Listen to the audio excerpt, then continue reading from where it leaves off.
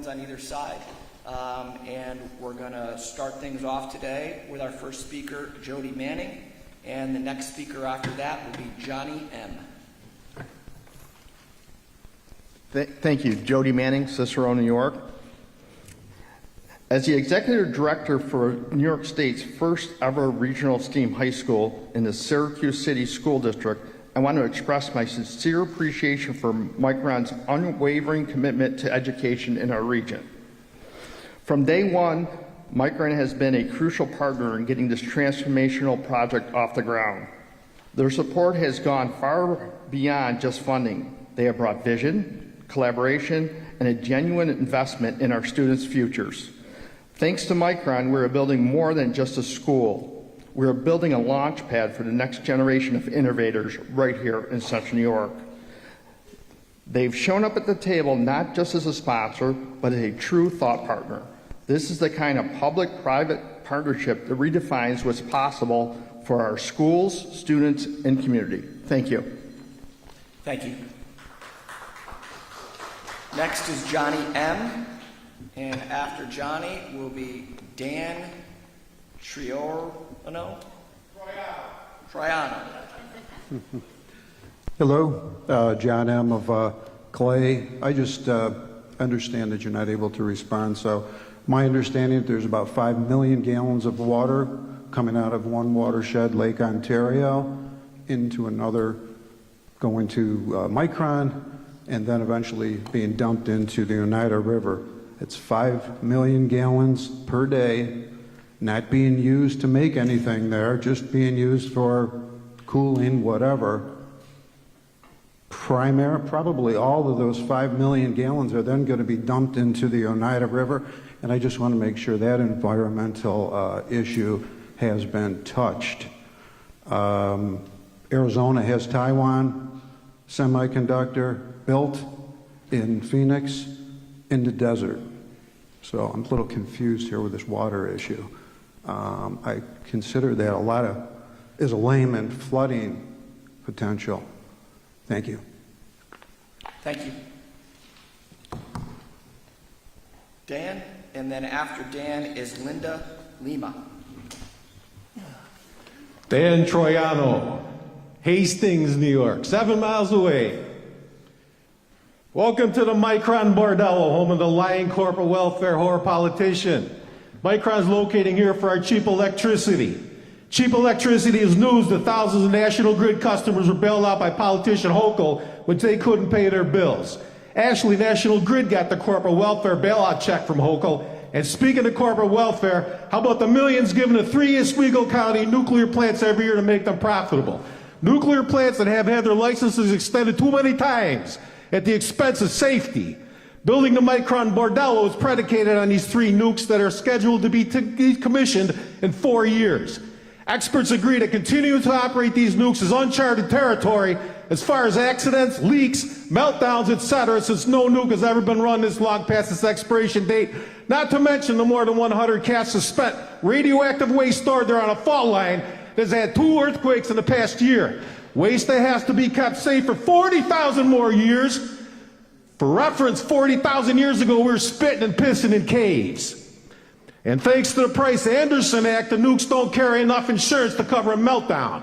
And they're indemnified in cases of negligence or willful misconduct. The rest of us have to go to evacuate to the fairgrounds without our pets, without our firearms, and taxpayers are on the hook for any cleanup.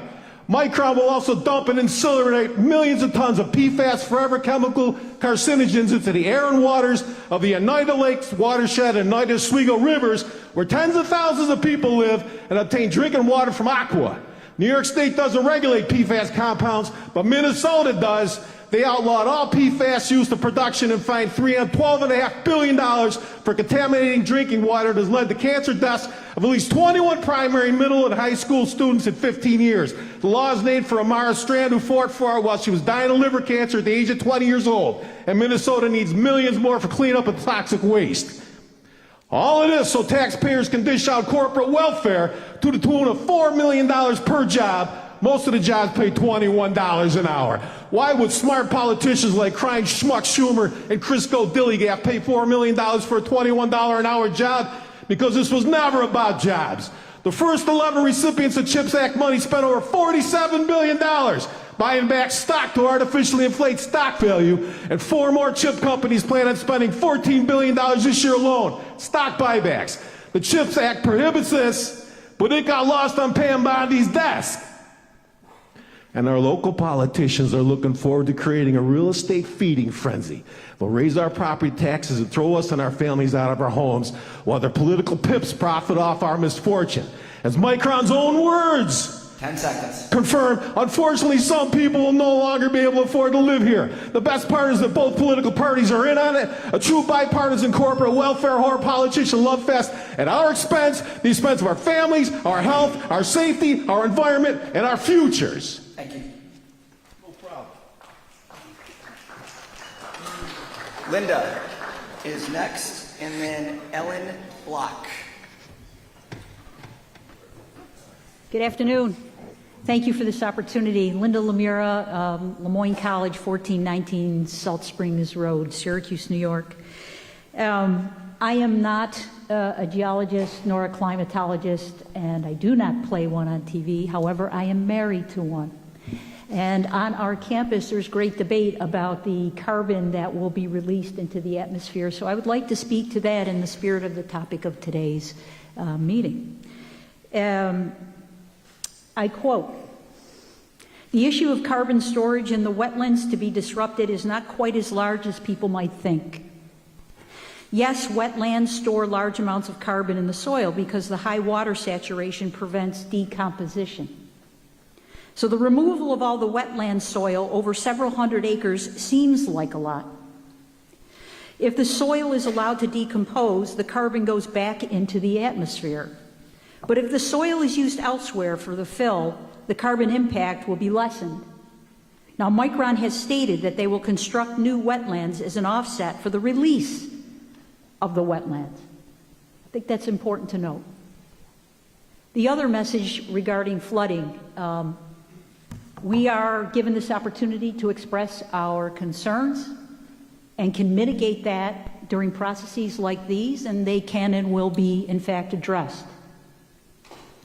I'd like to say, as a native of Syracuse, a North Sider, I grew up in a time, I'm trying not to age myself, when this was the patent capital of the world with manufacturing, and it's been a rough 40 years here. Nothing makes me happier than as a native Syracusan, North Sider, New Yorker, to see the hope and the promise that Micron will bring to our community to ameliorate poverty and to excite the next generation of young people regarding the importance of science in the 21st century. It's not a perfect project. If we could find one of those, call me at Lemoyne College. I'll make myself available. I am deeply grateful for this opportunity, and I am at the end toward the end, don't date me, of my career, and to know that we'll be able to entice individuals to come to this community because of all that Micron, its supply chain businesses, will do for this area that has already endured enough. I cannot thank Micron enough and everyone who made this possible, and to God for putting all the water here. I thank you. Thank you. Next is Ellen Block, and after Ellen will be Andy Taddeo. Good afternoon, gentlemen. My name is Ellen Block. I'm a 16-year homeowner in the town of Salina, and I'm also a candidate for legislator that would represent people in parts of Salina, DeWitt, Clay, and Cicero. I think Micron could be a significant win for the area if the project is implemented with thought and care for the people and environment that already live here. I'm concerned that Micron has not shown that they will give back enough to our community. The country is experiencing a housing crisis, and the building of above and market rate properties for employees moving to the area will only perpetuate this problem in greater Syracuse. I would want to know, what exactly is Micron doing to create safe, affordable housing in the Syracuse area? My other concern along the same vein is how many jobs will be created for the people in the community. I want to see a number of how many jobs, at minimum, will be created for people at the entry level or without higher education. These jobs will be necessary for fostering a good relationship with our community and for allowing many of our current residents to afford housing. I'd also like to echo previous sentiments from this morning that I heard that Micron is putting the cart before the horse and buying up other available property before breaking ground. As someone who supports investing back into their community, these acquisitions decrease the availability of spaces that could be used to enrich our community in the next 20 years and in the more immediate future, rather than sitting dormant until more main Micron facilities are up and running. Thank you for your time. Thank you. Next is Andy Taddeo. If I could also ask that people silence their cell phones so it does not interrupt the speaker, that would be appreciative. After Andy will be Tom Levy.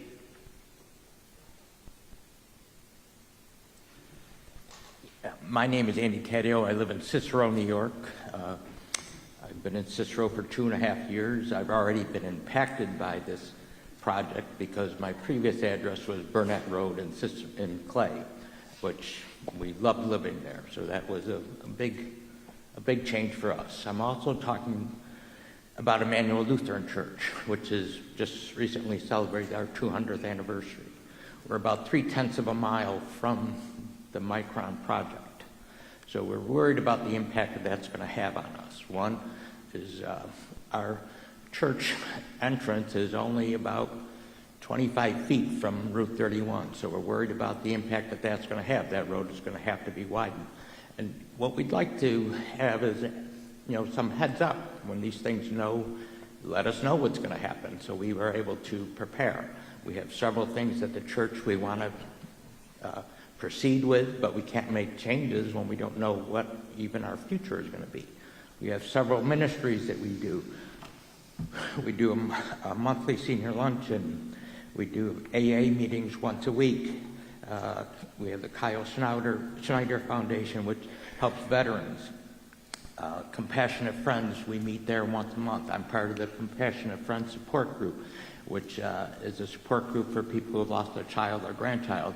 Are we going to be able to have those meetings if the construction is going to have major impacts on us? So those are some of the things we're just concerned about.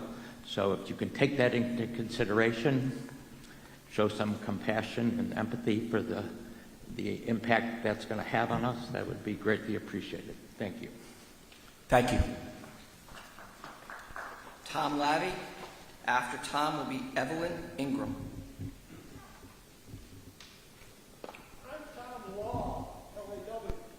Well, then that might be a handwriting error or a reading error on my part, but let's go with Tom Law, LAW.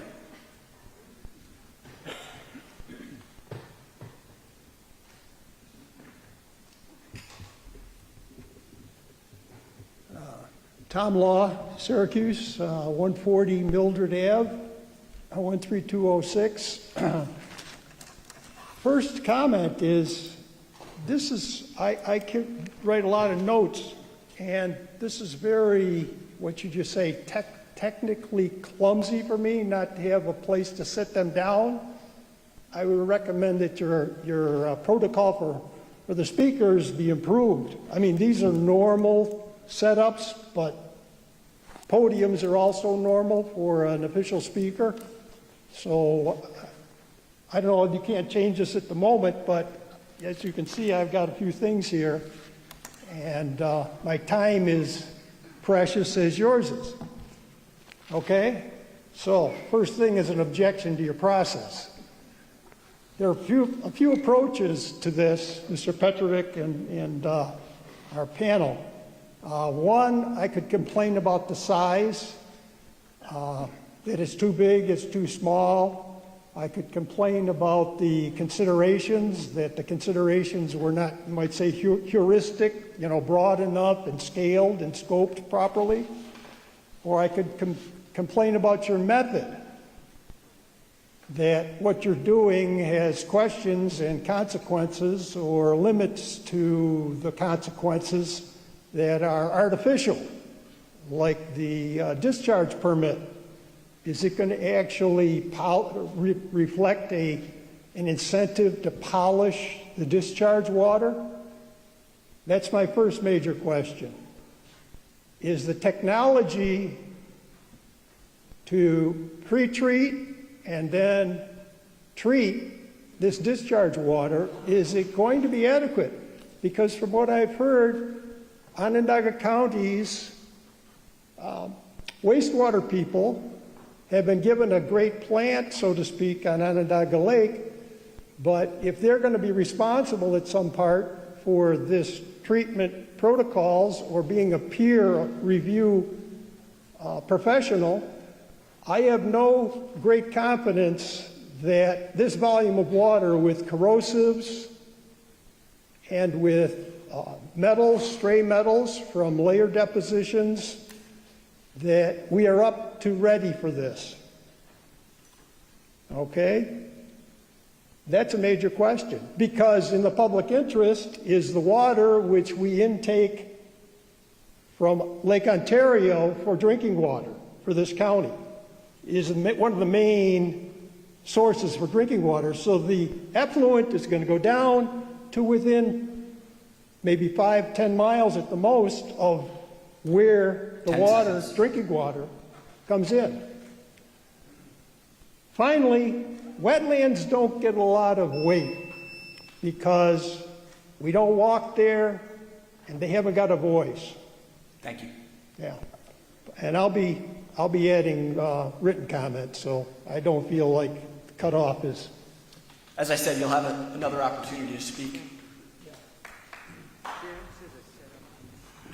Next is Evelyn Ingram. After Evelyn will be, I think it's Leo Mastori from Fayetteville, the CNY chapter. So Evelyn. Good afternoon. Evelyn Ingram, 7519 Oswego Road, Liverpool, New York. I serve as the regional spokesperson for Wegmans Food Markets, and I do not come here today alone. We have our executive store management team who is with us from our 9 Central New York stores. Jim Gosh is here with me, who serves as the store manager for our Great Northern location, which is in close proximity to the Micron site. And we are simply here today to share that we recognize the challenges and things that sometime may come with a business of project of this nature, but Wegmans is in support of this initiative, recognizing the possibilities it has for our area as well as the impact it will have on our community. We also have a very strong value system related to community service and community opportunity, and we are here in partnership with Micron to recognize that we want to do all we can to support our community and hope that this project will continue in the manner as it has been. Thank you.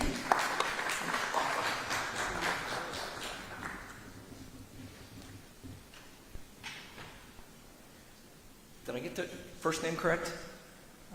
It's Les Monastery. Okay. After Les will be David Botar. I'm the Vice President of the Central New York chapter of the Isaac Walton League of America, a national conservation organization, and President of the League's New York State Division, and also a member of the League's,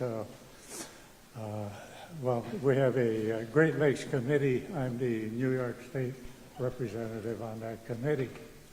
I worked for the County of Onondaga, both as an environmental planner and for the County Health Department for 30-some years. Most of my experience is with the cleanup of Onondaga Lake, which was a 30-year process. I actually am the author of a short history of the Onondaga Lake reclamation, basically covering the period 1960s to 2020. And the reason I bring up Onondaga Lake is because it was a process started with Senator Patrick Moynihan in the late 80s, and it created the Onondaga Lake Management Conference, and that turned into the Onondaga Lake Partnership. And my main point here in talking about the Micron project is that I would like to see a process for the Micron project that would incorporate a partnership similar to what we had with the Onondaga Lake cleanup, covering about 3 decades. And we could call this the Micron Partnership, or perhaps a Micron Community Partnership, but we have a very short period here to comment on a 20,000-page report. What we need is continued public involvement and also communication with the federal, state, and county agencies that are involved with this Micron project. And so my main point is not so much to comment or criticize the Micron DEIS, but to recommend that the public be involved with this project over the period of we don't know how many years. And we also need information from the federal, state, and county agencies 10 seconds. that are going to be involved here. We were fortunate with the Onondaga Lake cleanup that we could hear from these agencies. Today, that is more limited than it was at that time. Thank you. Thank you. Next is David. After David is Terry King. Good afternoon. My name is David Botar, and I'm the Executive Director of the Central New York Regional Planning and Development Board. We're a public planning agency formed by our 5-member counties here in Central New York back in 1966. So we've been involved in this community for many years. Besides being Director of the Regional Planning Board, I'm also a life resident of Central New York. And it couldn't please me more to know that Micron has chosen our community to be the host community for their $100 billion investment. Think about it. One of the largest and most successful semiconductor companies in the world has chosen to come to Central New York. We know a company like this must complete their own due diligence before making a decision to invest such a large amount of money in one project in one community.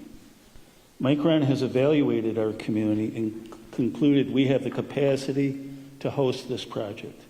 We have the infrastructure, the people, the education resources, health care, public safety, environmental resources, and public commitment to make this project a success. This is clearly addressed in the draft DEIS.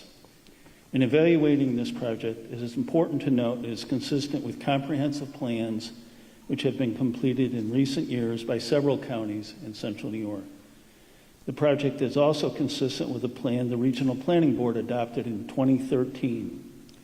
One of the major goals incorporated in this plan is to support the growth of a diverse economic base that will provide employment opportunities for a broad cross-section of citizens across the 5-county region. Increase the region's population from 791,000 residents to 1 million residents, and increase the number of jobs from 320,000 to over 400,000 by 2050. Who would have ever thought when we adopted these goals that we would have a chance to realize them in our lifetime, or at least our children's lifetime? Based on the strong citizen involvement in preparing these plans, I'm not surprised that communities across Central New York have embraced this project. County-based Micron strategic planning committees have been formed across Central New York. Towns and villages are updating their comprehensive plans or completing their first comprehensive plan ever to ensure that they are positioned to support and capitalize on the opportunities presented by Micron.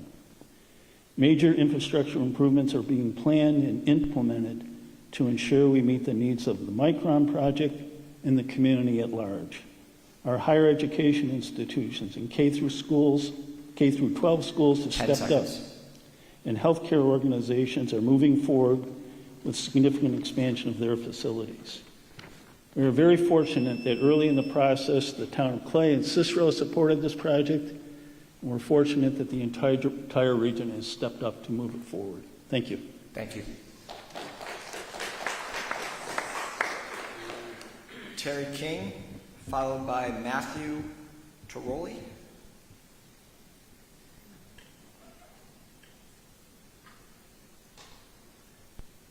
Is there a Terry? Coming down the front, okay. No Terry? Okay, how about Matthew?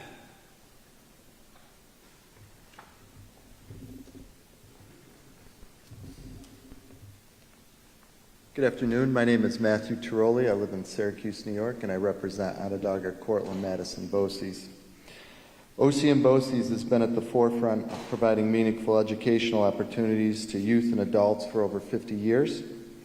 This region has never seen the opportunity for advancement in educational capital and regional growth. We see the opportunity to work with community agencies, educational providers, and industry leaders, and an opportunity for our regional population to prosper. Micron has been a fantastic partner over the last couple of years as they've taken the time to communicate with us at OC and BOCES about their needs for the region when it comes to workforce development. It is encouraging to work with a partner that is willing to be a learner and to help us know the skills needed to help workers have what they need to know to be successful. Thank you for your time. Thank you. Next speaker will be Alice Dove, followed by Joss Wilborough.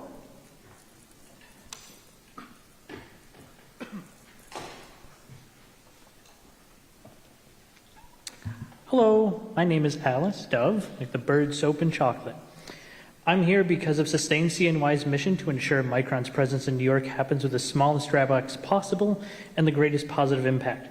I live in Syracuse, I work in Syracuse. I was just recently let go from TCG Player when eBay decided to close down our authentication center outside of the Syracuse galleries with an announcement that was so short it triggered the WARN Act. The reason why I mention that is with the experience at the hands of a large corporation in mind, we need the review date to be extended from 45 days to 120 days. The document is 20,000 pages long. A month and a half is barely enough time to assess what's in there, much less process and respond in a holistic sense. The decision made on this will impact not just your life, but the lives of children and your children's children. Another 75 days is nothing in contrast to that, or even the scope of this project's intended timetable. We need a guarantee that Micron will be equitable in their hiring practices that must take place locally.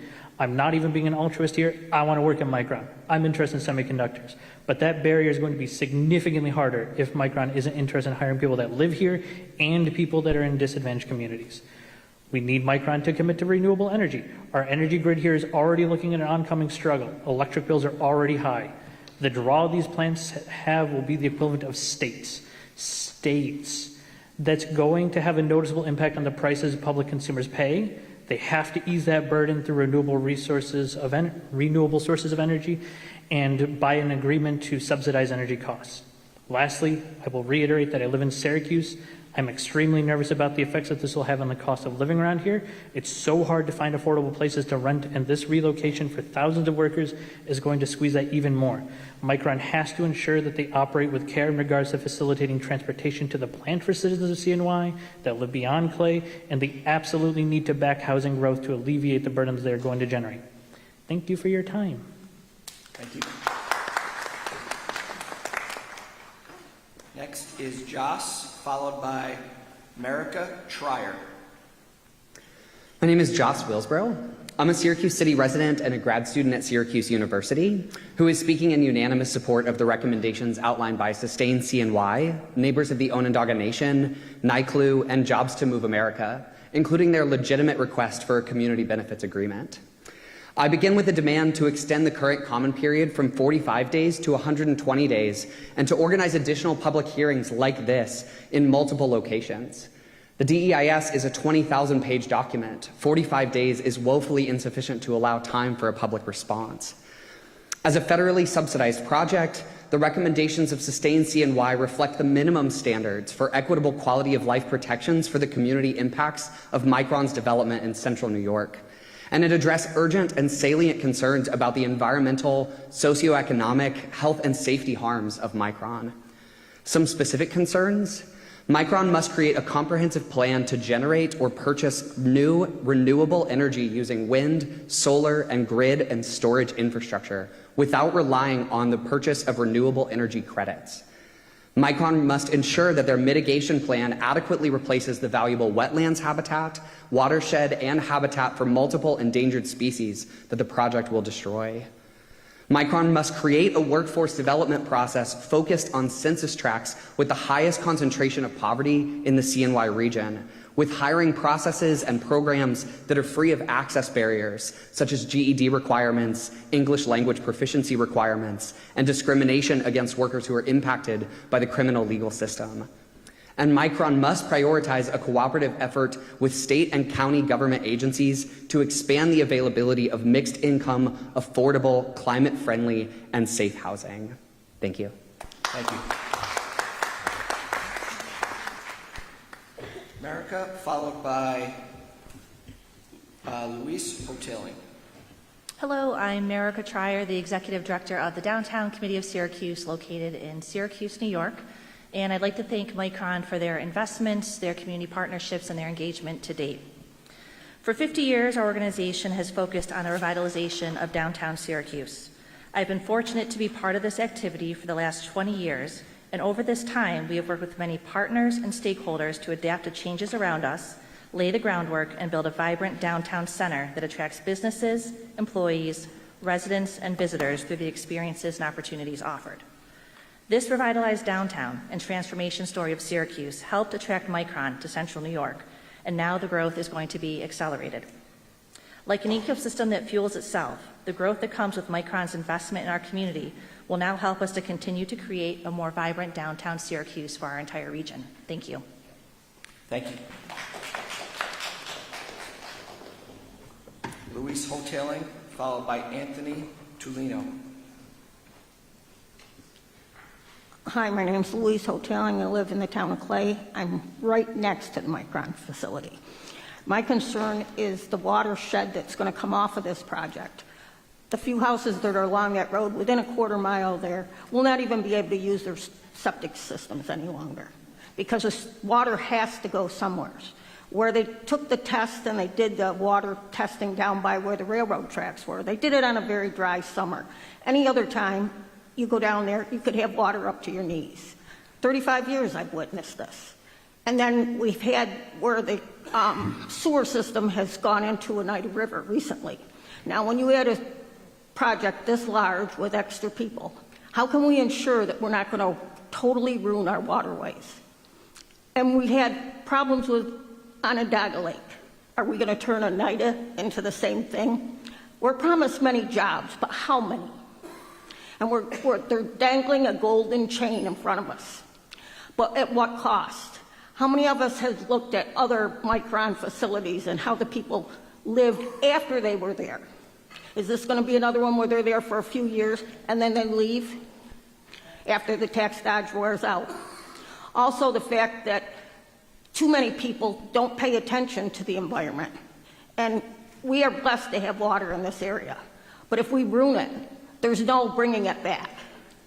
We need to be assured that Micron will take the responsibility of cleaning up any waste and spills that they produce. It's hard to imagine that our kids drink water that could be polluted. And what about all the work that's going to be done? Us people that live next to that, are we supposed to listen to construction 24/7? It's nice if you live in the city and you don't have to deal with it. But if you're right next door to it, trust me, it won't be pleasant. The other thing that we have to take into consideration that we don't currently have enough medical personnel, schools large enough to handle this amount of project.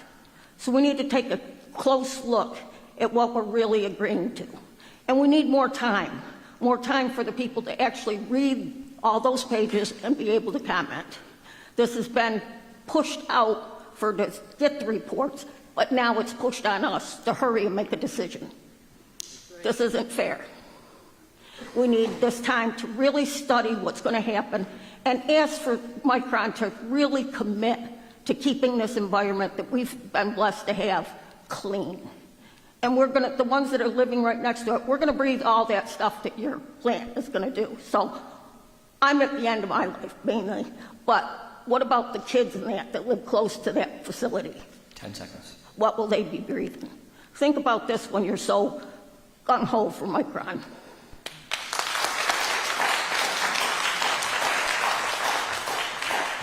Thank you. Next is Anthony, followed by Robert Laskowski. Good afternoon. I want to thank you for allowing me this opportunity to go on record. Hello, my name is Anthony Tubolino. I am a 27-year member of the Operating Engineers Local 158 out of the Syracuse, New York office. I'm a business representative in the local. We represent 4,000 members in New York State. Our members operate heavy equipment on projects such as this. The project will help employ our members for many years to come. It will not only be a job, but a career builder for many years for our members. It will give a pathway to many of the trades to bring in new generations of members through apprenticeships, which offer great wages and benefits. It will give the surrounding areas a place for them to have careers and not leave the area. The project will build up the middle class. Additionally, I am the Vice President of the Jefferson, Lewis, and St. Lawrence County Central Trades and Labor Council, AFL-CIO. Our council represents union workers from across diversified fields, from aluminum workers to nurses, teachers, firefighters, and the building trades, over 9,300 strong in the 3 counties. We support Micron and the opportunities that it will bring not only to Clay, but also the surrounding areas for growth and job creation. Thank you for my time. Thank you. Robert Laskowski, followed by Stephen Kogel.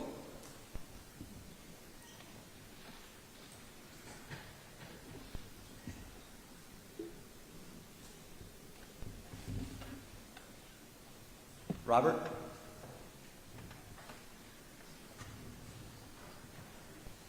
Okay. Stephen? Good afternoon. My name is Stephen Cagle. I'm the Vice President of Business Communications with Centro. Centro supports all projects that foster economic development and provide employment opportunities that help individuals better their lives. And to fulfill our mission to help move communities forward, our intent is to provide transportation services, bringing individuals to Micron and surrounding support businesses once operations at the site begin. Thank you. Thank you. Rogi Drew, followed by Jim Nestico.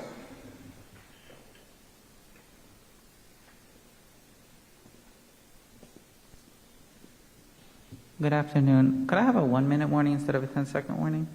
Absolutely. Thank you so much. My name is Raji Drew. I'm a Syracuse city resident.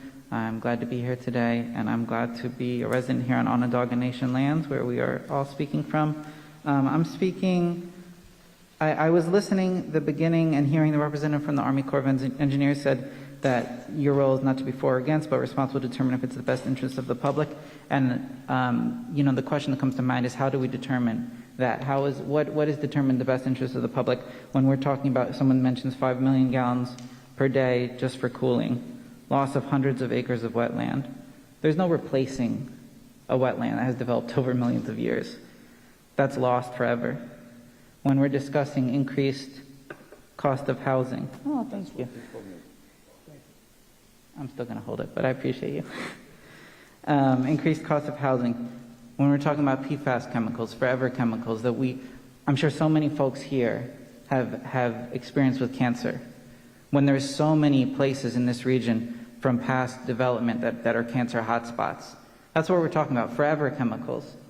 So when we're in this question of the best interest of the public, how is that determined? What is weighed? Is economic benefit weighed above these things?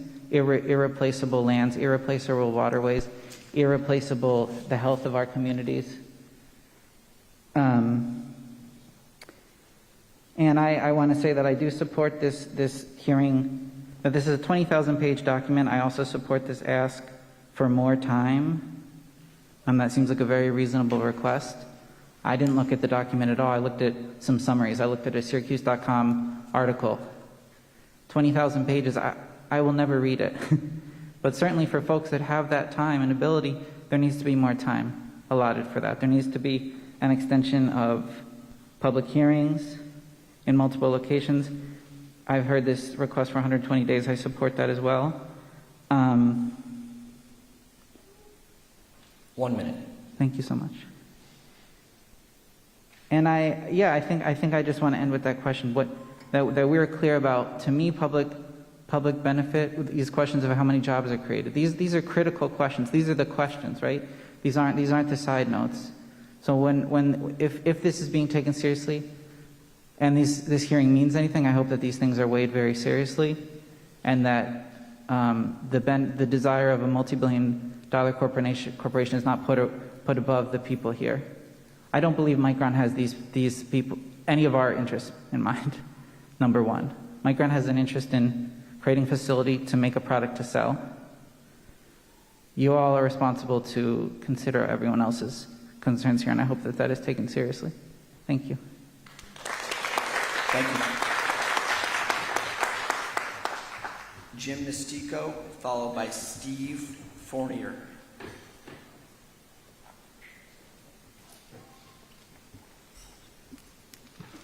Hi, my name is Jim Nistico, and I am a resident and a business owner in the town of Clay. In fact, my residence is about a quarter mile from the Micron facility, and I'm here to strongly support Micron, first of all for the economic development and for the opportunity that Syracuse has not had for 50 years.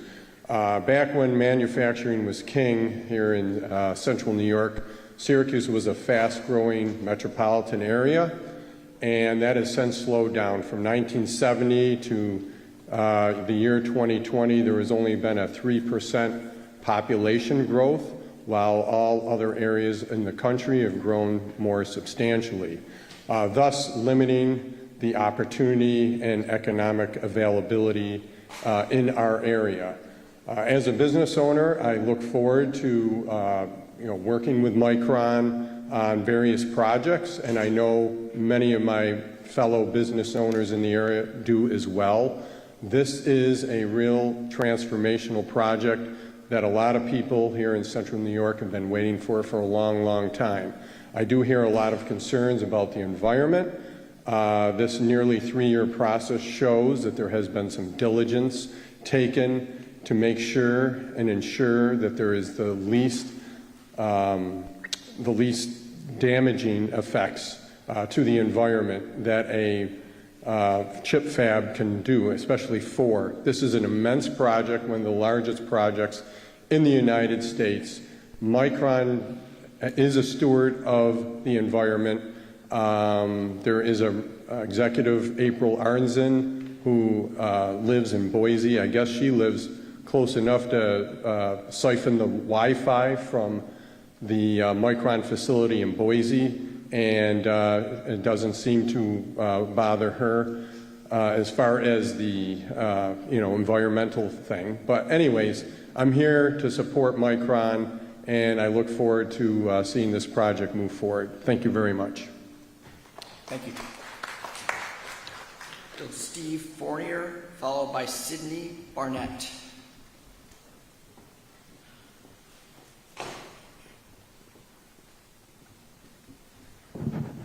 Good afternoon. I'm Steve Fournier. I'm the market president for KeyBank here in Central New York, a lifelong resident of Central New York, and thrilled to have an opportunity to speak with you today. I'm here as well to support the Micron project, the progress they've made today, but a little bit more context as a resident and with one organization for just about 40 years. I had the opportunity to move several times to the Midwest and to the far West. I chose to keep my family here for the quality of life and for all this area has afforded. It hasn't been without its challenges, but I truly believe there's a lot of resources that avail us here in Central New York. First of all, the good work that this Dee's study has done over the course of the last couple of years and where it's brought us to today, I think as the last speaker spoke to, I think it proves that this is the right place and the right time. I will also tell you that some of the things that Micron is looking to invest, close to $500 million in various community projects, really augments some of the work that we're trying to undertake between affordable housing, standing up our neighborhoods, and workforce development. And that is a sweet spot for us. And what we've done over the last several years, since 2022, we've invested close to $2.5 million into these 3 pillars of our foundation. And we need more help. We need more help, not just from the community we have, but other outside sources to the community, and Micron has made that commitment. So thrilled at the prospect of them helping augment some of the work that we're doing in the community and what we're trying to do going forward. The other thing I will share with you since the announcement is how well this business community here, I have a chance to work across the state between Buffalo and Albany, and I can see firsthand how both the banking community and other aspects of this community has come together, particularly in the financial services community. I've never in my 40 years seen how we've tried to coalesce and solve some of the problems, or I shouldn't say good problems that we might have as a result of what's going to have. So thank you for the opportunity to speak to you today. Thank you. Thank you. Yeah. Next is Sydney, followed by Cal Robinson.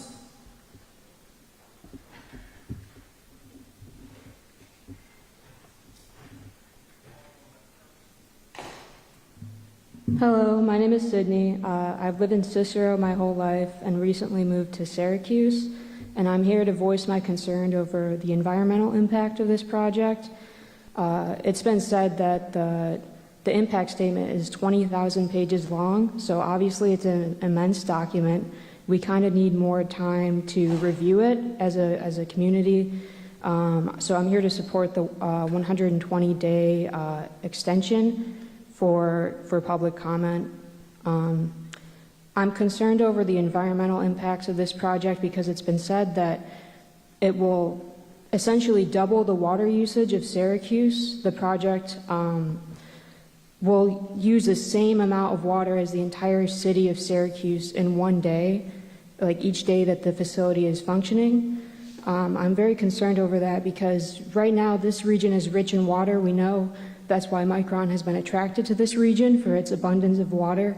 But if the water usage of this facility will jeopardize that and deplete our waters, I think that's something we should be very watchful and concerned over. I'm also concerned over the use of PFAS chemicals in the microchip fabrication process. PFAS are forever chemicals. They can pollute our waterways and subject us to health impacts over long periods of time. I'm also concerned over the loss of wetlands, which are a habitat for many endangered species.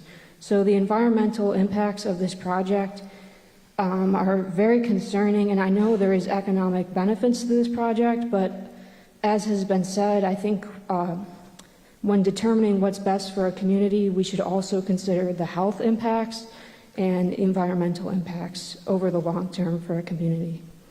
Thank you. Thank you. Next, Cal Robinson, followed by Timothy Rena Ferry. Good afternoon. My name is Cal Robinson. I'm a biology teacher and a resident of Liverpool, New York. I come with some concerns, particularly about the environmental impact of this project, as well as some of the economic claims that are being made. Notably, this wetland that is going to be built upon hosts populations of the Indiana bat and the northern long-eared bat. The Indiana bat has already lost 50% of its population since being listed on the endangered species list, and we're taking out a massive part of their habitat. If this site is developed, Micron will be required to either build or set aside new wetlands.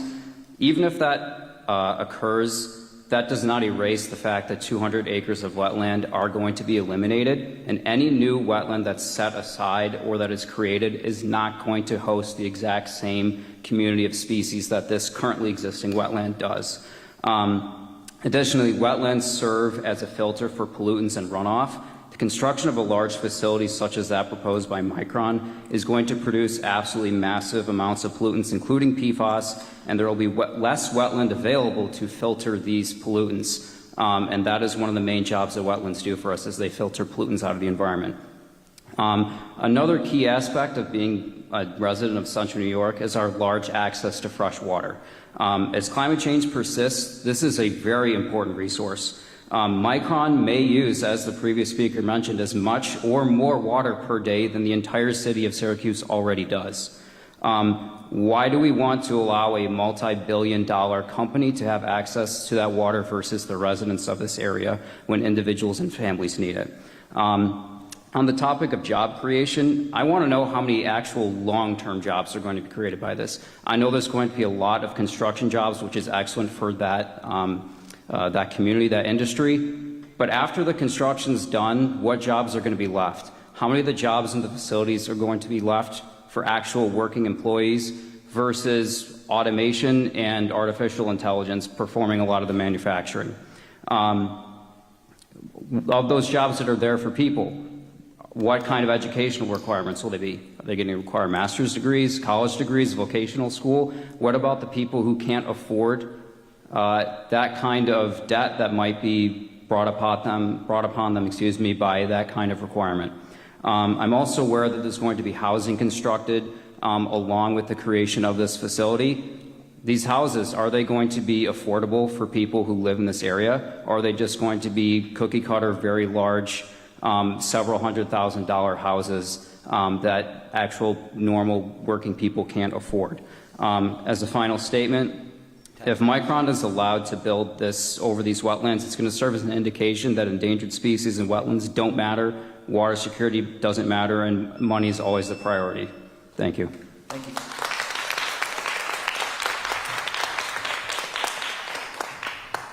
Timothy, followed by Trent Gardner. Hello, my name is Timothy. I'm a resident of Syracuse, New York. Have been for a long time. I'd just like to say that Micron is a very exciting thing for us, I believe. I think everyone in Syracuse is very hungry. We understand what this community has been through, how Carrier just left and left us essentially destitute, and how essentially large corporations come in, take our resources, and then leave because they can when we are left. I guess my worry is that I'm excited for Micron, I'm excited for economic development, but this is an environmental impact statement, and the environmental impact of that Micron has the ability to unleash on the future generations of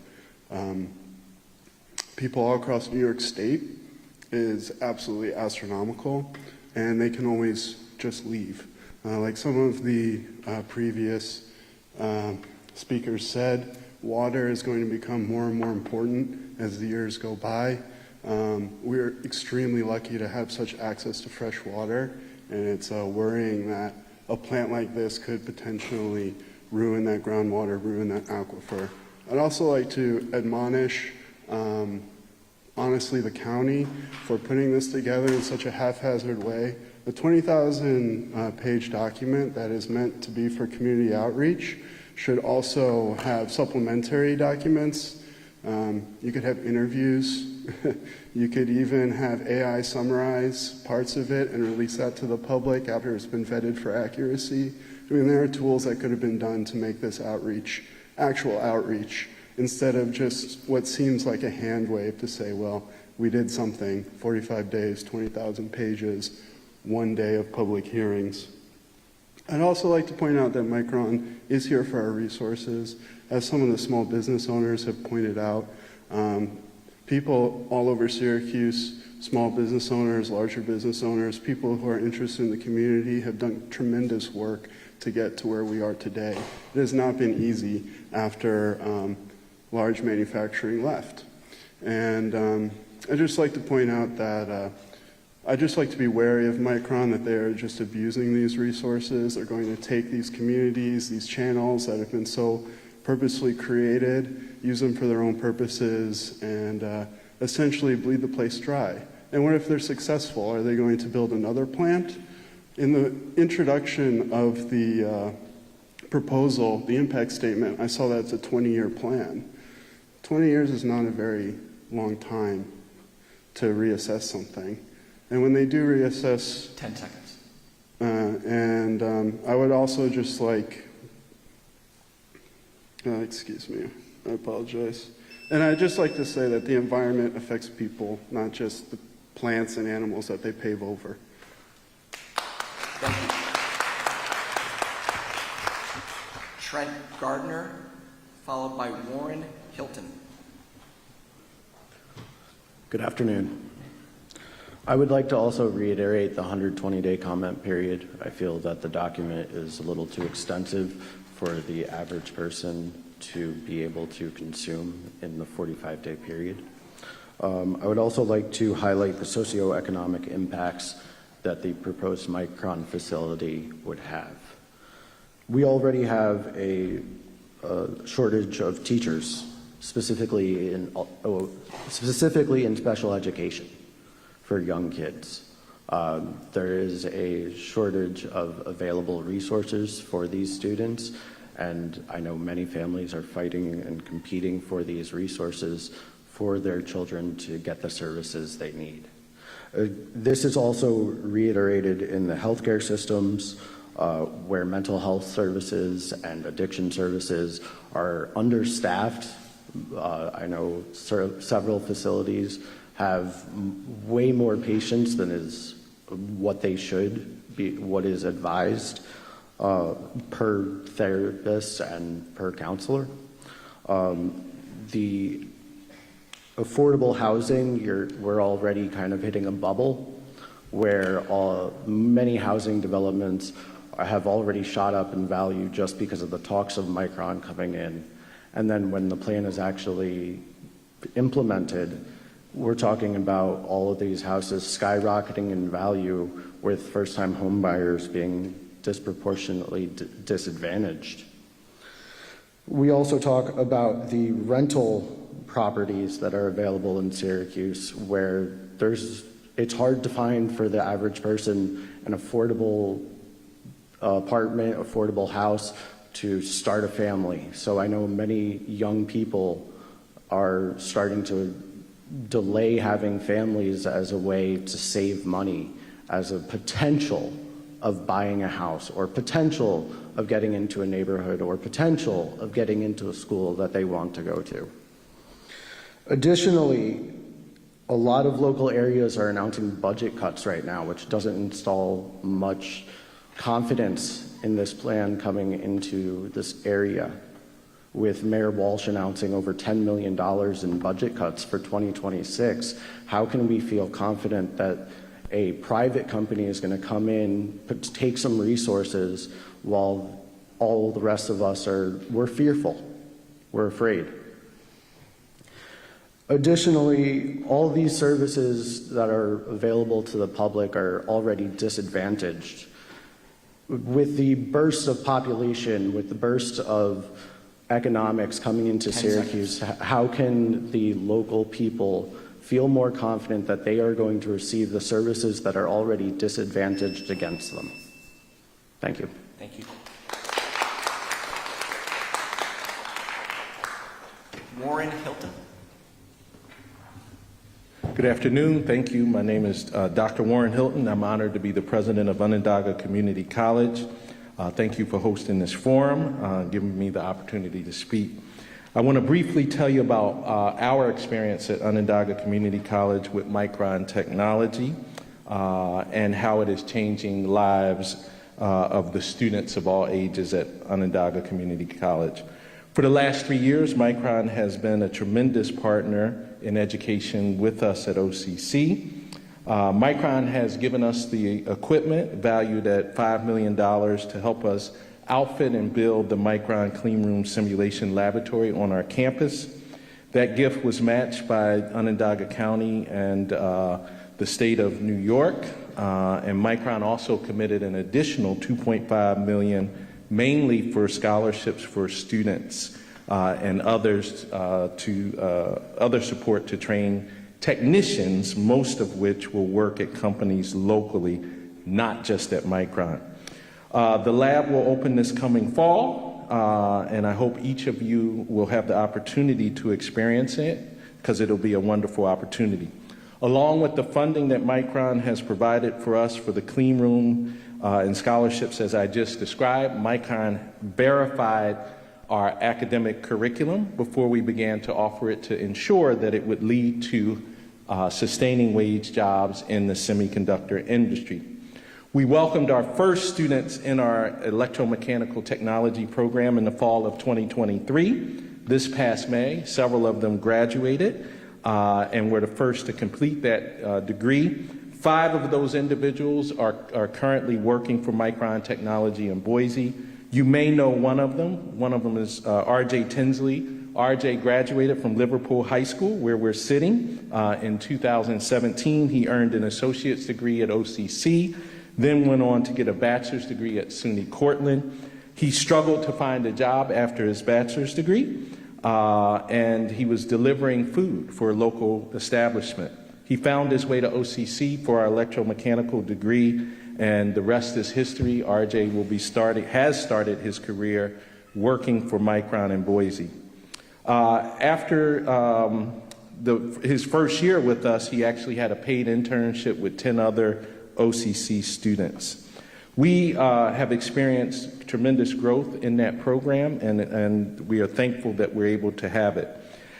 In the years since we started the program, our education efforts have continued. We've hosted Micron Chip Camp.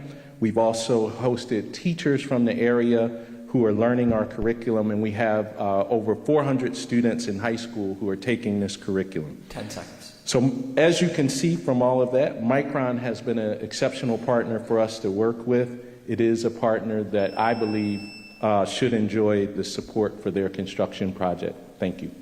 Thank you. Those are the cards that I have for all new speakers that did not speak at a previous session. I have one card from a speaker who spoke earlier, which I will ask to come up, and then I will open it up to anybody that has not spoken and would like to speak. So Greg Linsett, please, you're up next. Thank you. My name is Greg Lancet. I am a resident of Clay, and I grew up in the city of Syracuse, student of Syracuse City School District. I'm here to talk and give comment on that, of course, in support of Micron and the project, but I'm going to give a brief summary on a Syracuse Build Pathways to Apprenticeship program that is underway. It's a multi-year program. When I first met Micron and started talking about our job opportunity program, they were very interested to hear some of the details. They were very quick to ask if it was a theory or a program or if it was actually up and running. And fortunate for us, the program was a couple of years old that had already graduated 4 cohorts. And the program is designed for underserved communities, non-traditional construction workers, and it provides a basic skill set that makes residents of our community that have been typically overlooked prepared for a career in construction. They are taught curriculum that is NEPTU, North America Building Trades Union, multi-core craft curriculum, and they are given preparatory skills, and many of the graduates are currently apprentices in building trades local unions, and they are going through their progressions. The original design of the program was built for the upcoming replacement of Interstate 81, and the proof has been in the pudding and the data, and Micron has agreed to support that, both intellectually and even financially, because that is one of the criteria to give job and career opportunities in the construction industry to residents and demographics and people in our community that traditionally have not had those opportunities or have not learned those skill sets in their schooling system prior to us meeting them. The program has graduated its 9th cohort currently, and we do not have an open cohort right now because the Pathways to Apprenticeship program is doing a summer camp with the Syracuse City School District right now as we speak. It's 1 p.m. to 5 p.m. this summer. So they're not here today to speak on that, but I am here to tell you that that is one of Micron's commitments that they made to our community to make sure everybody in the Central New York community has an opportunity to learn, earn, and stay with sustainable wages in Central New York. The program has had so much success that it has expanded into Tompkins County. Ithaca graduated their first cohort a few weeks ago, and the Oswego cohort actually starts in 2 months. So thank you for your time and thank you for this opportunity. Thank you. Are there any speakers who did not fill out a card, but now, having sat here for a little while, are interested in speaking? Yes. So if you could come down to a microphone. Since you didn't complete a card, I'm going to ask you to please state your name and spell your name so that the reporter can appropriately capture it. And we'll start here with you. I'll give her my card. So, okay. Sure. Please state your name. My name is Raul Huerta. I'm from the Southwest. And this is what I want to say to you. I'm from a family that founded Santa Fe. We enslaved people to steal gold out of the hills. What you are doing will have an impact on you and your families and their families' honor from now till the end of time. Okay? I moved here in 1985 over a lot of objections. My wife took a job at Colgate. We came here. I went down to Onondaga Lake. You can't eat the fish there. You cannot eat the fish out of that lake. They're poisoned. And that process started when the Jesuits decided to destroy the salmon that were coming there, and that destroyed chunks of the people, the Onondaga people. Now, just a few yards away from that is where the Great Law of Peace was declared and created when Hiawatha worked with an Onondaga, and that is what created the Great Law of Peace. Now, probably y'all don't know about the Great Law of Peace. You should learn about it. And you should learn from the fact that you cannot eat any of those fish. And you guys are starting to mess with 20% of the world's fresh water, which is what is in the Great Lakes.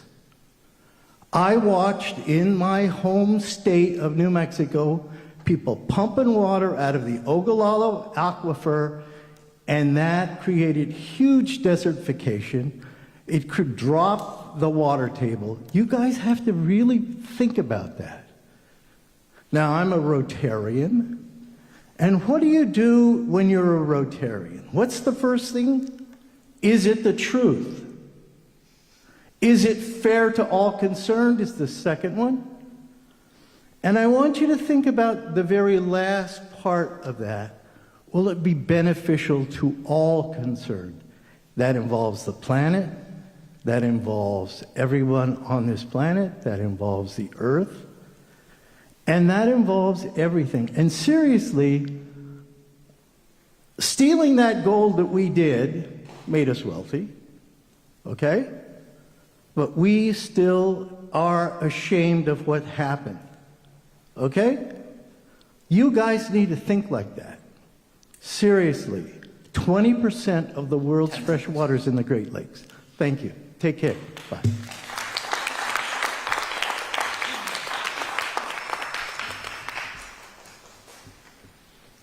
Any other speakers that would like to speak, please?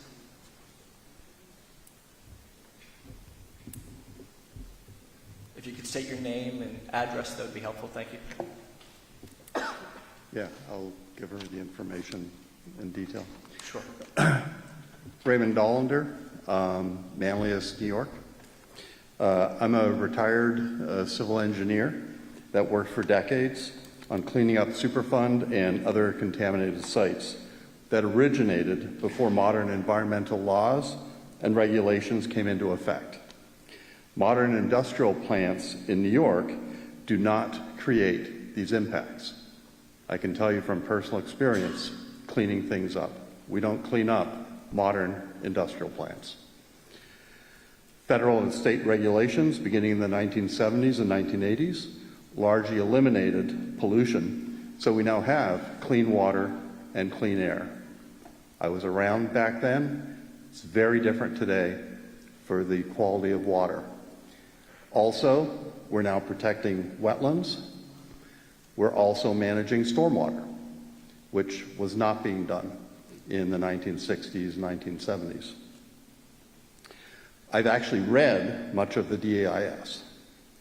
I am pleased to see that Micron is not taking shortcuts and requesting waivers of the numerous rigorous environmental laws and regulations that have been enacted over the past 55 years.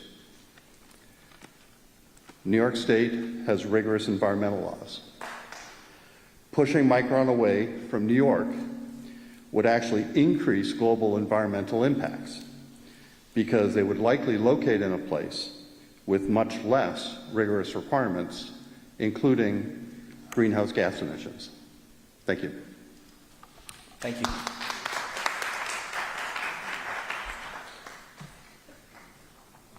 Are there any further speakers who would like to speak at this time that have not spoken?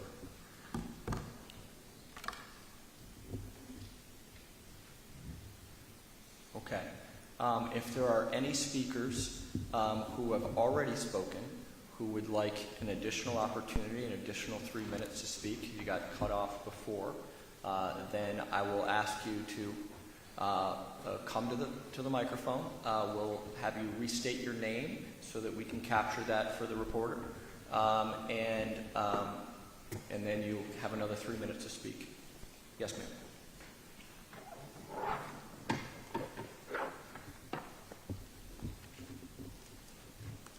Louise Hoteling. One thing I forgot to mention is that I've been in manufacturing a good part of my life, working with circuit boards and things like that. I'd like to know what's going to happen with the chemicals. It's not all water. There's toluene, MPC, Freon, all these other chemicals. Where are they going to go? That's a big concern. Also, take a look at what we've done in the past, like over at Carrier. Yes, they did move out, but if any of you drove by there lately, look at all the tons of dirt that they brought in there. Do you wonder why those tons of dirt was put in there? Because now if you drill down 20 feet, you're not going to see the chemicals. But if you drill down before 2 feet, you'd see chemicals. So it's very important that we take a really strong look and really hold Micron responsible. If we do end up with this later on and end up with a spill, we can never replace what we've lost. Thank you. Thank you.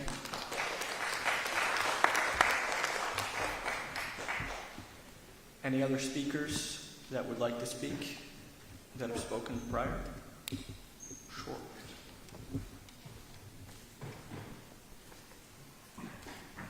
Yeah, Tom Law.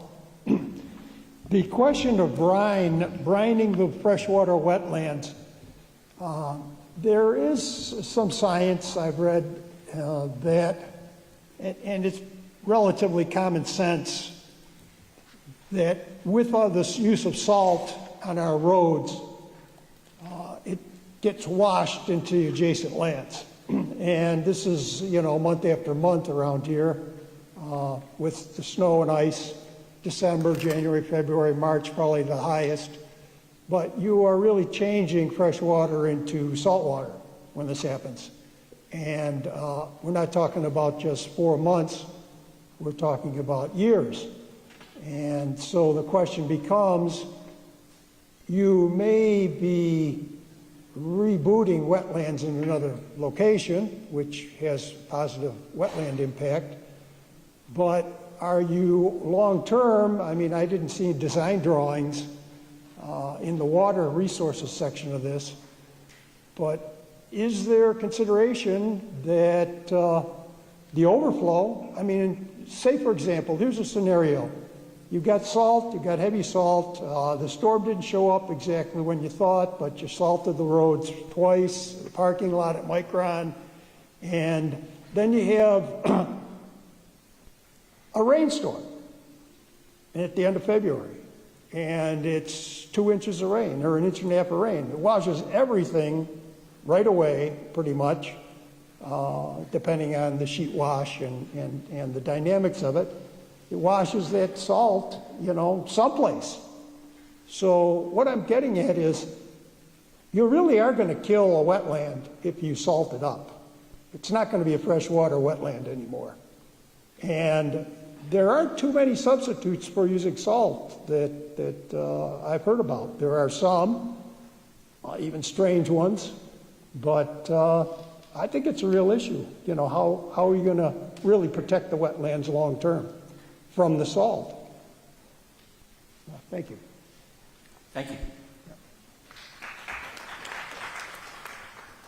Any further speakers? Yes.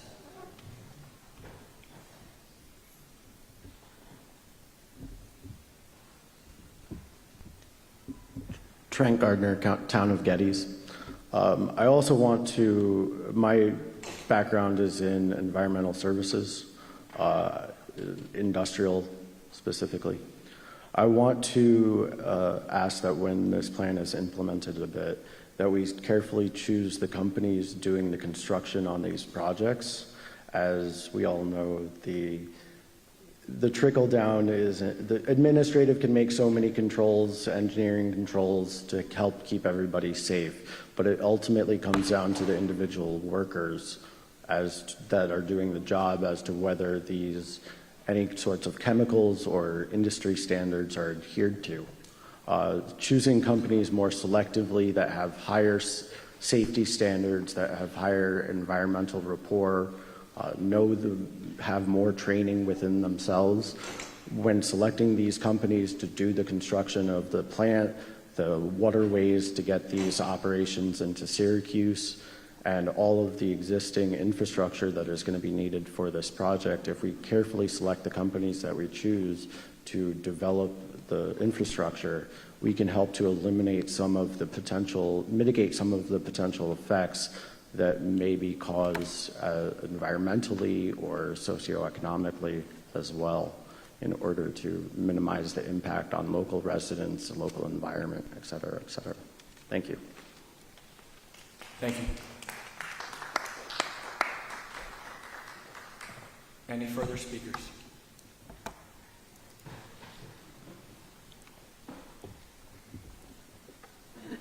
Please state your name again. Dan Troiano. 2 things you left off your DEIS. You destroy 300 acres of wetlands, you're going to release 305,000 metric tons of carbon dioxide. It's yearly emissions of 66,000 cars. That's stored in the wetlands. You destroy that, you're going to remove the future carbon storage of that wetlands, and you're going to release the emissions of 66,000 cars 7 miles from my house. You cannot restore wetlands elsewhere. Even after 100 years of restored wetlands do not replicate the ecological functions of an intact wetlands. Out of 621 restored wetlands, the ability for carbon storage is 23% lower than undisturbed wetlands and has 26% less biodiversity. Replacing 200 acres of wetlands and 8,000 feet of streams with 645 acres of impervious surfaces, parking lots, roads, and roofs and 58 acres of semi-impervious surfaces results in increased flood risks downstream, stormwater to Clay, the village of Phoenix, and the city of Fulton have extreme flood risks. Micron development will exacerbate flooding issues there, and it's not even addressed in the DEIS. Also, you're talking about 64,000 more people. That also raises downstream flooding risk because you're going to start paving over my backyard. 550 dump trucks a day in an area already clogged with traffic. Who pays for the road destruction? Already 350 trucks pass through the intersection of 31 and Cardinal each day.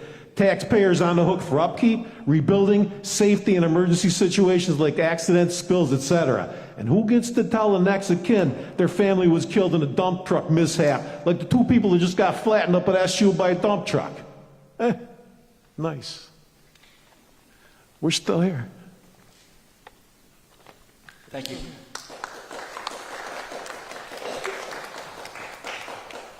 Any further speakers at this time? Yes. Please come forward and state your name.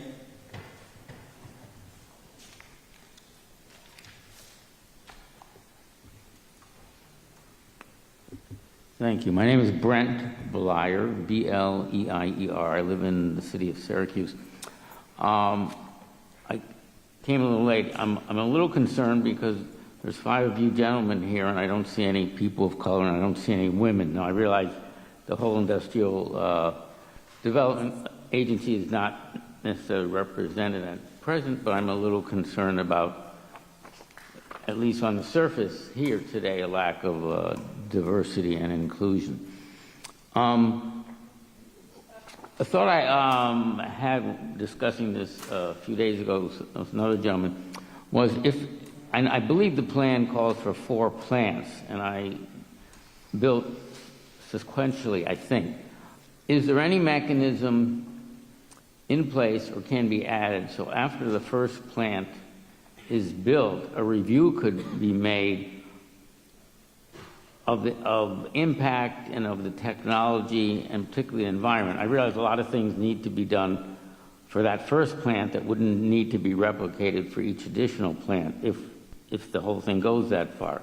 But there may be some improvements, so to speak, to the infrastructure, to the way electricity and gas is handled, particularly the way the traffic and transportation is handled, because all of us, or many of us in life, it's a learning curve. So I'm wondering if in a sequential project such as this, there will be mechanisms to evaluate everything that has been done and is potentially going to be done, and the technology, different technologies may well be available when this second plant is ready to go, I would assume.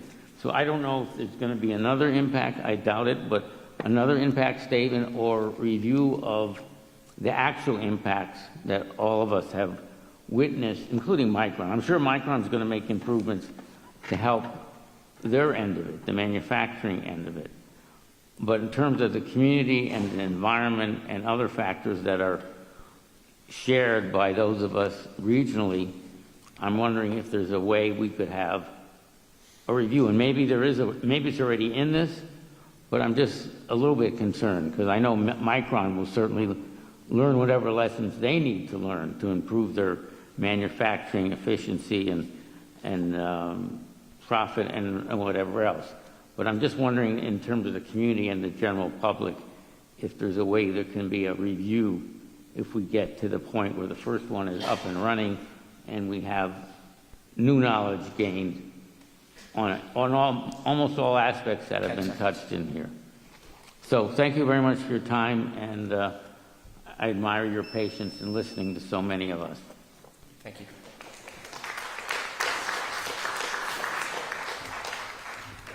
Any further speakers?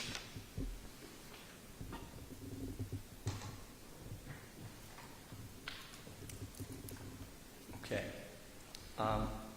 This is a scheduled session that will go until 5 o'clock. It is roughly 3:45 now. There are more speakers that may show up during this time period, so this session will remain open. I am going to take a brief bio break, and then we'll come back as more people come in to register. I will open up the comments again, and then as we get closer to the end of the session, I will also open it up again. I appreciate, for anybody that is going to be leaving now, we really appreciate your comments, receipt of your comments. Thank you very much for participating. The session will remain open until 5 o'clock. Thanks.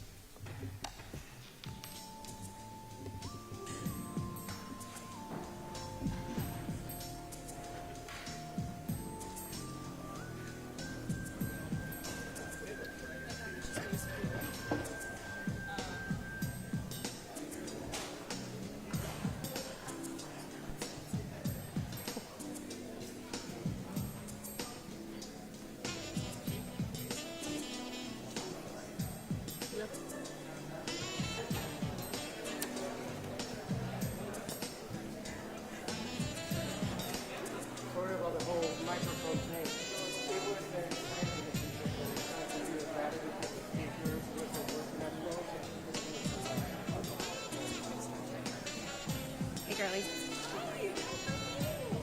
I thought I saw you out there. Everyone. How are you? Good, how are you? Good. You? Are you guys here at 6 too? Hey, how are you? Nice to see you. You too. What am I trying to listen to?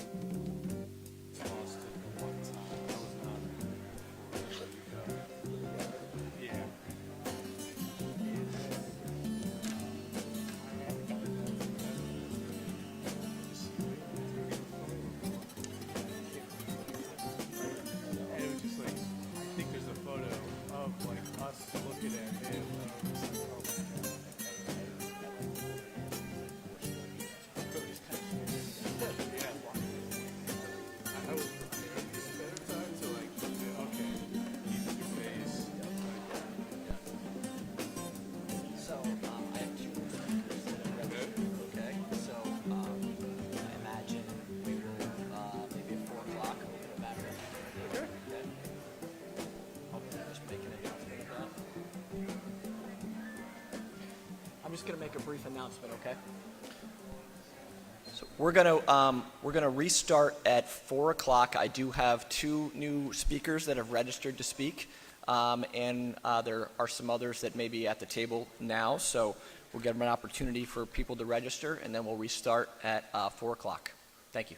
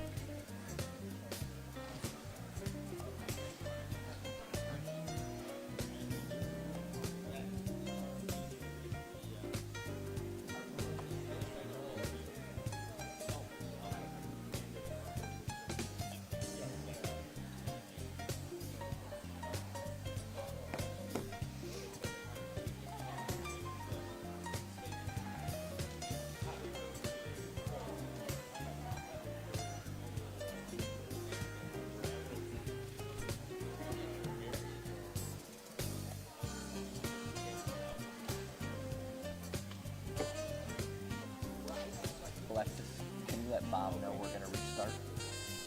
Thank you. Yeah, can you just run up? He'll be mad if I start without him.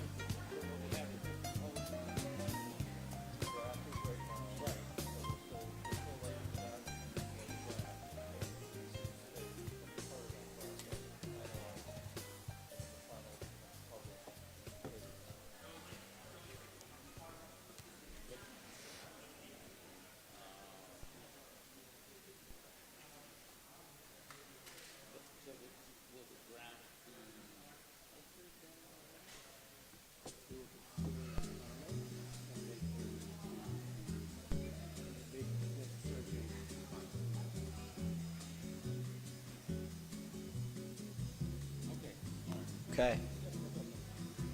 Gonna have people come back to their seats.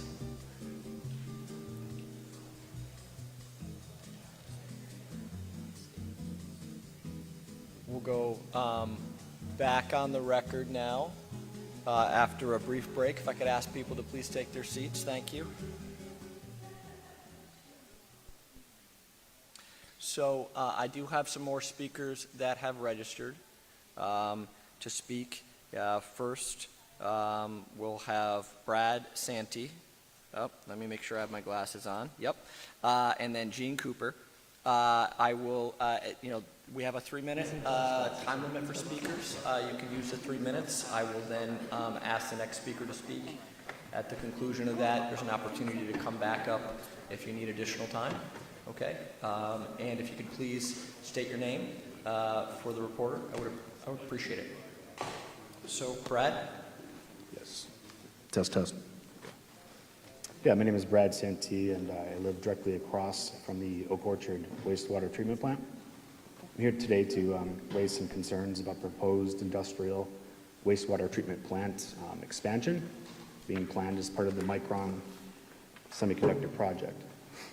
First, I wanted to emphasize that this is not a temporary disruption, but once built, the wastewater treatment plant will become a long-term industrial utility site, processing millions of gallons of wastewater per day from a multi-fab chip facility.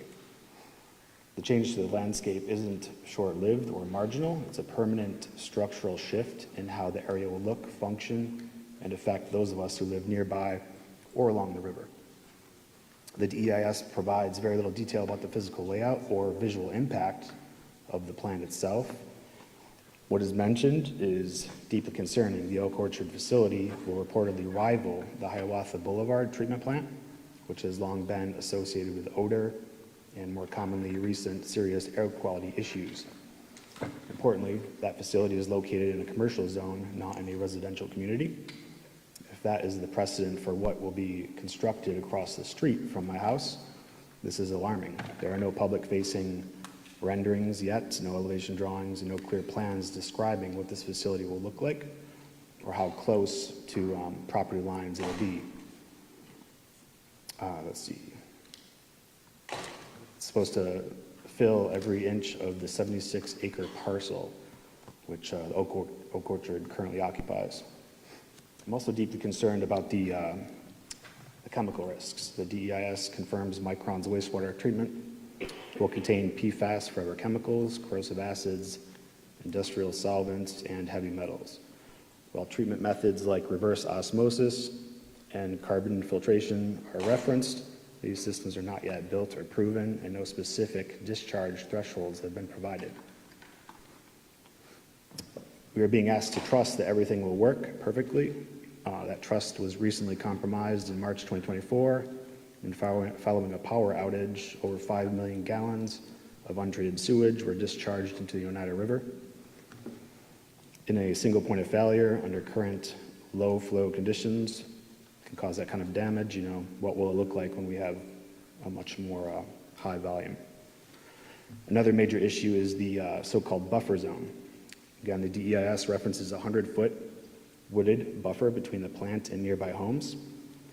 Based on what I see every day, those trees may not be able to, they're not county owned, for one thing, and they're basically old growth that has been between the fields since they built the plant. They provide zero protection from the facility's impact. From my front yard, I can hear the loudspeakers from the plant, maybe mass notification tests, I would assume.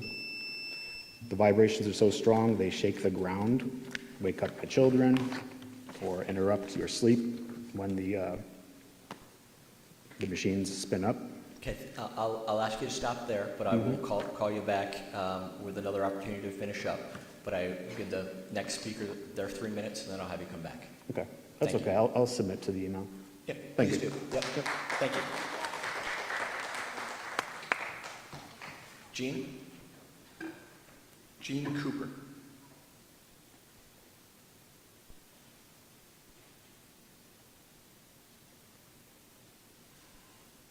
Brad, you might have a quicker opportunity to come back. Gene Cooper? Nope. All right, Brad, another 3 minutes on the clock. That won't take that long. So the 100-foot strip is unmanaged tree growth. This is inadequate. Best practices for wastewater facilities recommend at least 500 when you're near residential.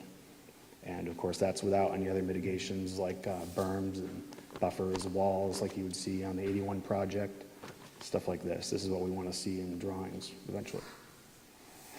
So in closing, I ask the county and Micron, as good neighbors, to consider the following: significantly expand the required buffer zone and include targeted mitigation measures such as berming and screening, release detailed publicly accessible building plans before final site approval, and enforce chemical discharge thresholds. So in essence, that's it. A lot of people probably don't talk about the vibration or noise, but if you're anywhere in the area, this is an effect that we all feel. So, all right, that's it. Thank you. Thank you for your comments.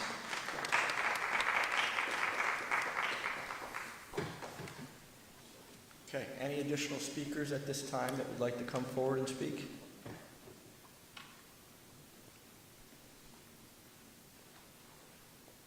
Okay, so just like we just did with the last time with no speakers here currently, it remains open. We will just go into a little bit of a pause period in case new speakers arrive that would like to speak over the next 53 minutes.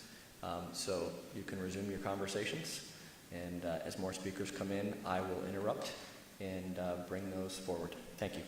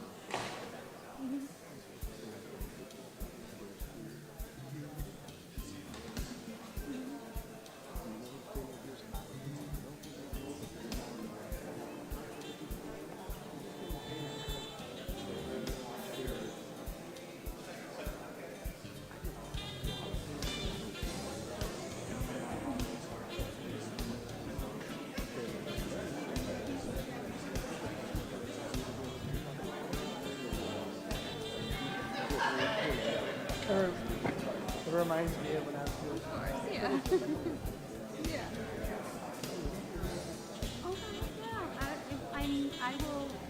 Yeah,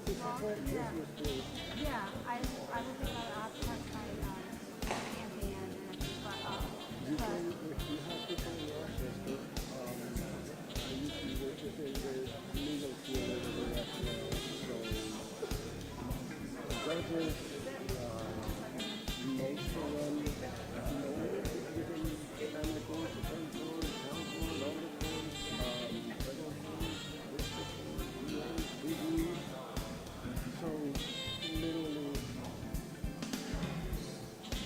usually like a few of them were still running for work to make the road for example,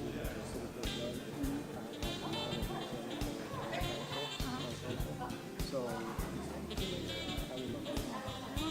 I'm that means a lot because, and I get that because I'm a therapist in my regular job.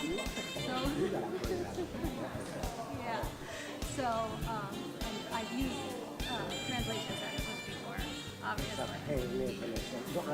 The calling, yes. Front row. It's hard. It's really hard. Yeah. Yeah. No, I mean, I was going to say.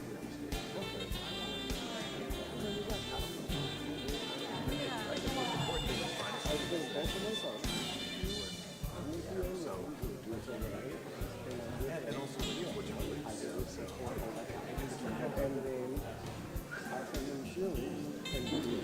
Yeah, right. It should align with it.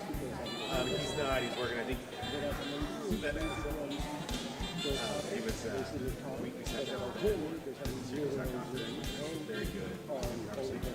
And at the end, somebody asked him, and I didn't see his face like.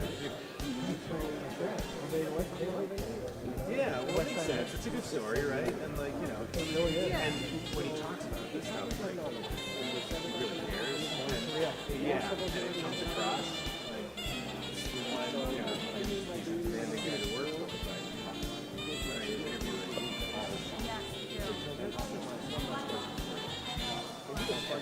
Yeah, I love that. Yeah. So I want to, we're right in the stage where I'm honing in on my demographics and how I am targeting them to messaging. So I would love to.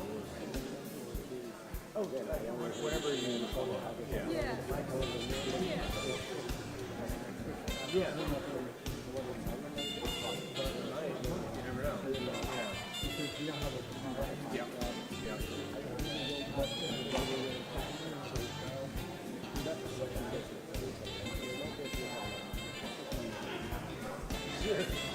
Your commitment is like, man, if I didn't realize that you knew ocean, or that you know, yeah. So that's crazy.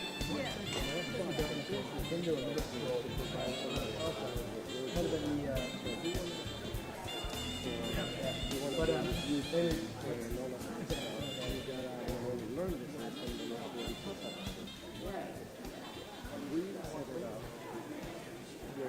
let's say that you are He does the Astros for USD. Isn't that crazy? it's amazing. She said that you go and then we can set up the phone. Well, she was happy. She was like, honestly, like, I was close to having tears in my eyes, just like hearing that. Because she had no idea. So yeah, that's really cool.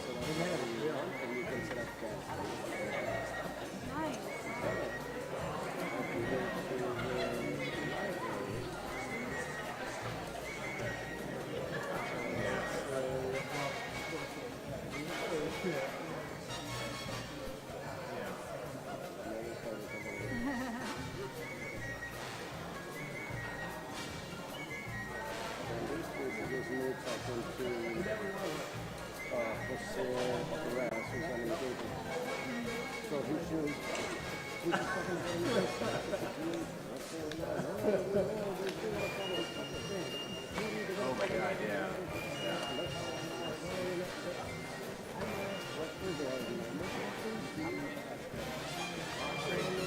Yeah, God, no. No. Yeah. Yeah. Oh, hell no. I know, yeah. So it's just a very lengthy stuff, but it gives you the ability to set up a professional meeting. You know, you can have a 4,000 people online, so part of it. You can look at their comments and how it's going to be, like you can bring a person in. If you would, yeah. You can have a panel of 8 people just on your phone as well as your having. So I do not know that's true.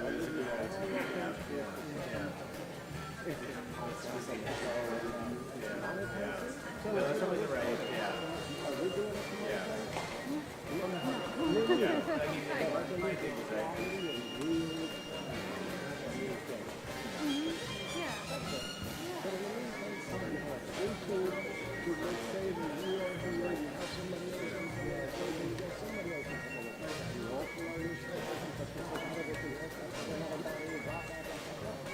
And now you are having my one with my niece and nephew, which is concerned down in Mexico. A lot of cats there, So, I don't let it. It's a place for everybody, I guess. Yeah, maybe not in the same way. Yeah. My other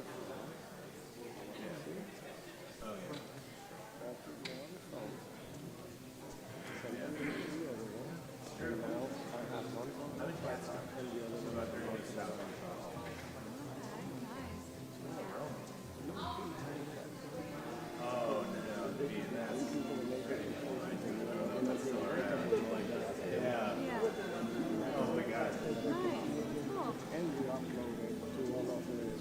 It definitely was, yeah. You get some set up something. Yeah, for sure. Yeah. You know, to give us an idea to your place position. Yeah. You can go up to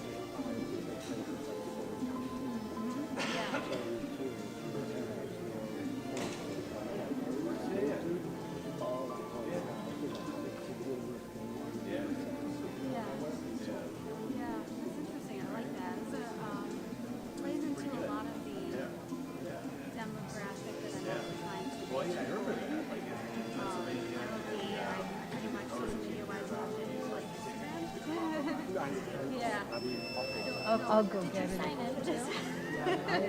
that's the thing. I'm very athletic. It's even in my area. I don't see it. And when I watch it go with it, I'll do it. But yeah. Once you have the opportunity to start being free about it, like you said, definitely just not like a people rush right. I want to make sure that you go when I'm bothered at the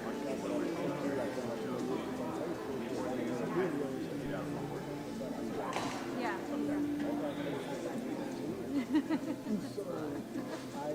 You know, don't get to just yeah. I try you a lot of podcasts. So everything right now, this is every day. If you do it, you just gotta make sure that you show, you know, explain it to the local system and not do it. Yeah.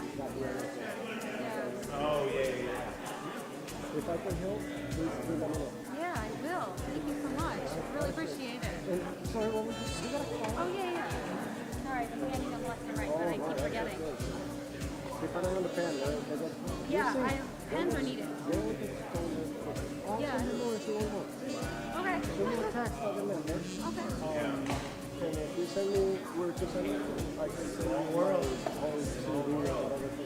It's available. You can pick it up on the website. It shows there. If you want to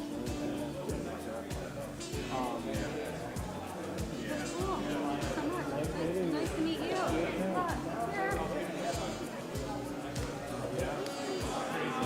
I've gotten to Kevin Eunice which is definitely worth it.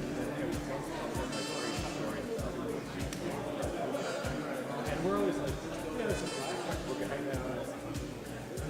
Like, how much is exaggerating? But then I was in Ithaca, and there was a guy working at a restaurant, like, friends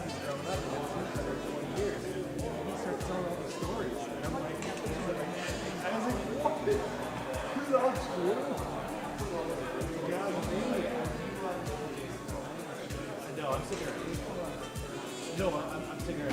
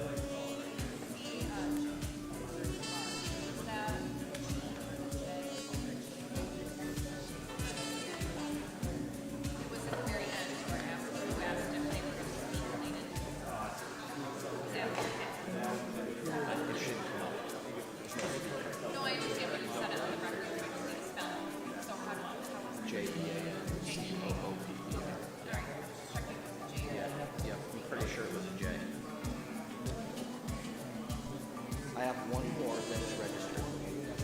I'll figure out. Give it 2 more minutes. And then.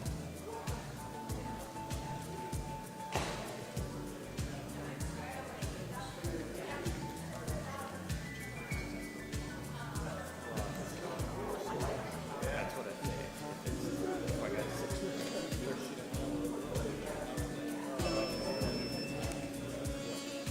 Yeah, I mean, if I got, I've roughly about 30 cars around town.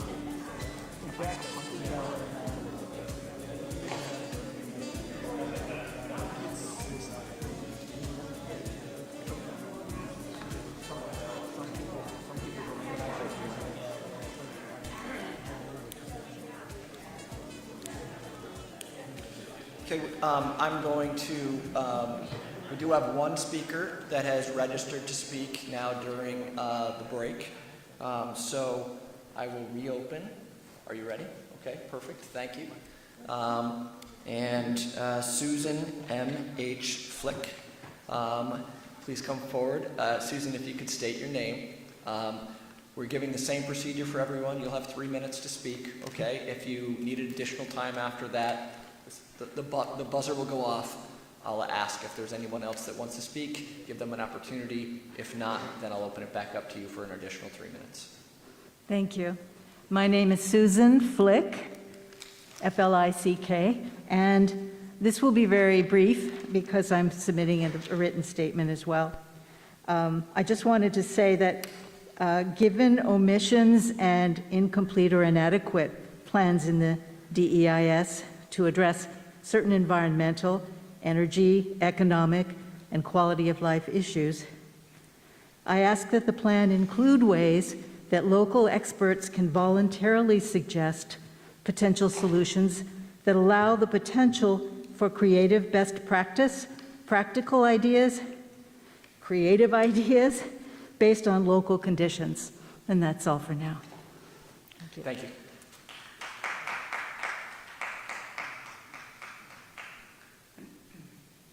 Okay. I will again ask anyone in the audience, is there anyone here that would like to speak that has not spoken? Any new speakers? Any repeat speakers? Okay. We still have another 36 minutes under this session, and then we'll take a break at 5 o'clock, and then the evening session will start at 6. So we'll go back on pause.